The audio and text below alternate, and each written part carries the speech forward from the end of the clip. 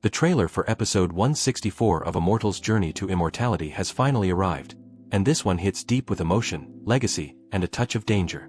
After centuries away, Han Li returns to his hometown and steps once again into the Han family's ancestral hall. There, he finally reveals his true identity to the descendants of the Han and Li families. Inside the ancestral hall, the current family heads, Han Rui of the Han clan and Li Feng of the Li clan, cautiously face the stranger who claims to be their ancestor. Who wouldn't be suspicious?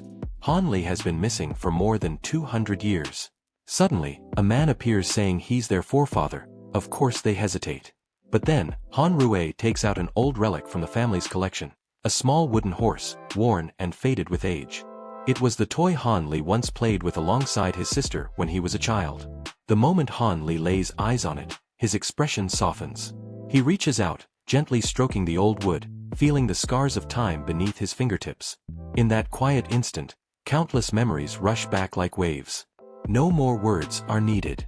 That one look, that genuine human reaction, proves his identity beyond doubt. Fourth uncle. Han Rui and Li Feng cry out, dropping to their knees with awe and excitement. Han Li lifts them up, his gaze calm and distant. Though he doesn't hold deep feelings for these descendants he's never met, the bond of blood and the memories of old friends stir a quiet sense of responsibility within him. As an elder, it's his duty to leave behind something that can protect future generations. Han Li's sleeve trembles slightly, and a cloud of golden insects flies out, glimmering in the air.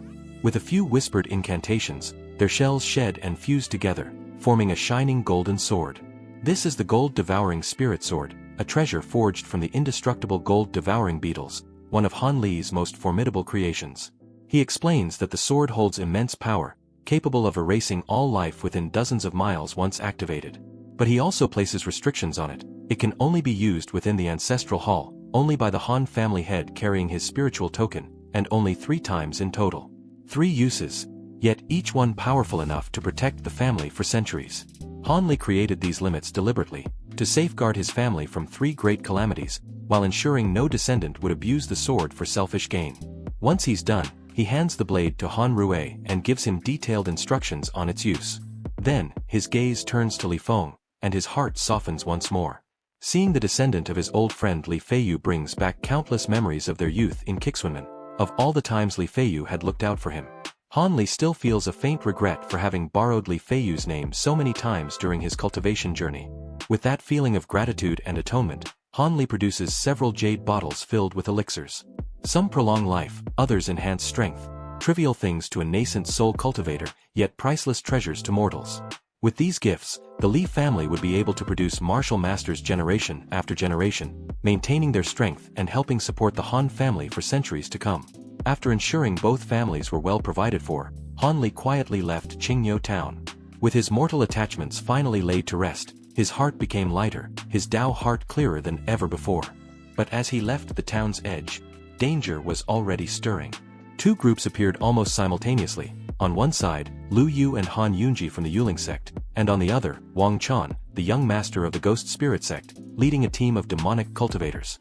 They had been tracking Han Li for some time, hoping to ambush him and claim his treasures. Yet the moment they sensed the overwhelming aura of a nascent soul powerhouse, their faces turned pale.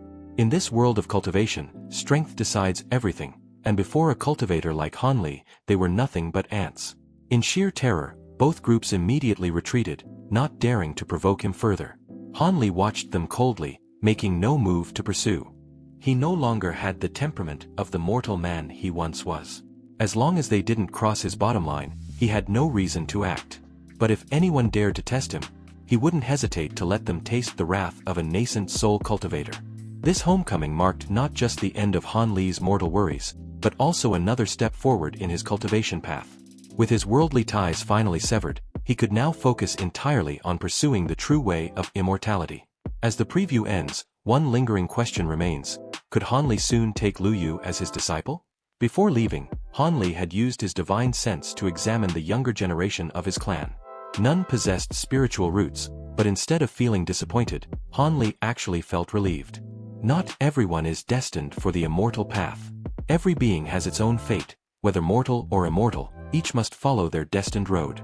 And just as he reflects on this, the preview transitions into another story, one of fate, illusion, and love.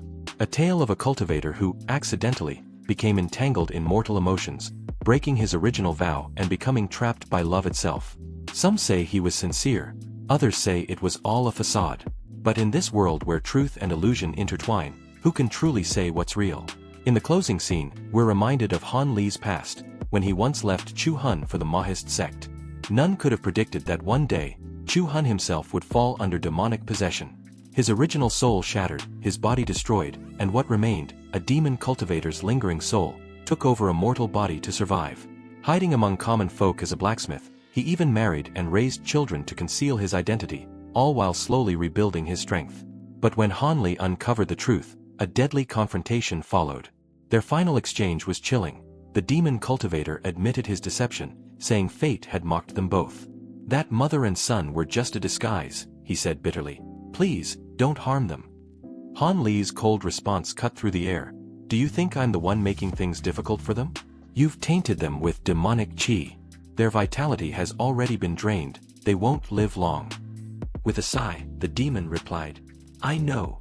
The last of my power lies within this broken pill. I'll pass it to them, to replenish their life force, to give them a little more time. Han Li looks at the fallen cultivator and asks quietly, Fellow Taoist, what is true and what is false? The man gives a faint, weary smile. What does it matter which is true and which is false? I've walked the path of evil half my life. I don't want the last thing I do to still be wicked. But to think that because of two mere mortals, I lost myself in the role, it's laughable, laughable indeed. This moment split the fandom right down the middle. Some criticized him harshly, saying he only married and had children to keep up his disguise and buy time for recovery. If he truly cared, they argue, why didn't he use his cultivation to heal his dying wife? After all, Han Li once saved Xiao Long during the Red Dust Tribulation using similar methods. Others point out that his web of lies was 9 parts truth and 1 part falsehood. The injuries, the hiding, the stolen spirit stones, all real.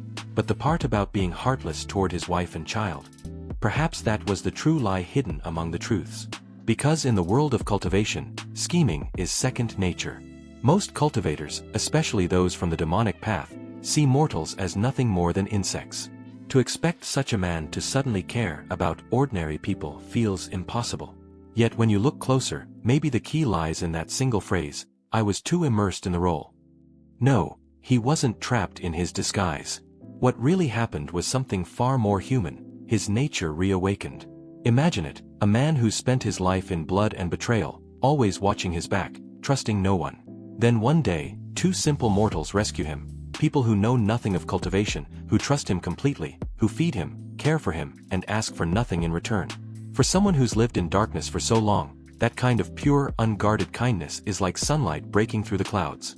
At first, it may have been mere convenience, using them to hide and recover. But day after day, their quiet warmth begins to melt his defenses. He remembers what it felt like to be human.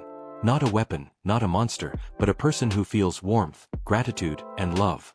For the first time in centuries, he experiences the simplest of human joys.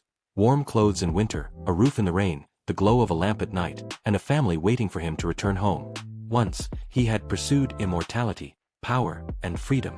Yet that path only led to isolation and endless conflict. The life he stumbled into, humble, fragile, mortal, was fleeting but real. In the end, when his soul was collapsing and his cultivation fading away, he chose to use his last remaining spiritual power not for himself, but to prolong the lives of the mortals who had shown him kindness.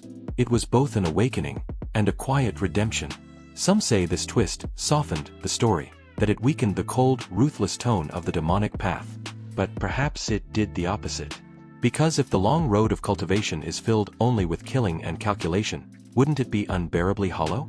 The revival of human warmth, even in a villain, adds color and depth to that endless struggle. Even demon cultivators are not born monsters. They too feel fear, loneliness, and loss. When faced with sincere kindness, even the coldest heart can tremble, can soften, can change. The mundane life they once despised holds a quiet beauty that immortality can never replace. As the monk whispered his final words, which is true, which is false? What does it matter? He revealed the ultimate truth of the mortal world, impermanence. Perhaps even he no longer knew whether he had merely used those people, or truly loved them. In the end, mortal emotions are always tangled, a mix of sincerity, interest, and dependence. Purity rarely exists. But at that final moment, he chose to turn back toward goodness. And that, perhaps, was enough. He had been feared by countless cultivators, obeyed by followers across the land. Yet only 2 people in the world had ever truly respected and loved him. That was what broke him, and what saved him. Good and evil, truth and falsehood, all things come to an end. This demonic cultivator may never reach the pinnacle of immortality, but in choosing compassion, he found another kind of perfection, a return to the human heart. Because no matter how far one travels along the path of cultivation, one should never forget, we all began as human. Immortality may lengthen your years, but it cannot fill the void left by what you abandon along the way. And as the preview fades, Han Li's quiet voice echoes like a reminder to all who walk this road. The lifespan of cultivators may be long, and we may meet and forget countless people. But the most important thing is to remember who you are.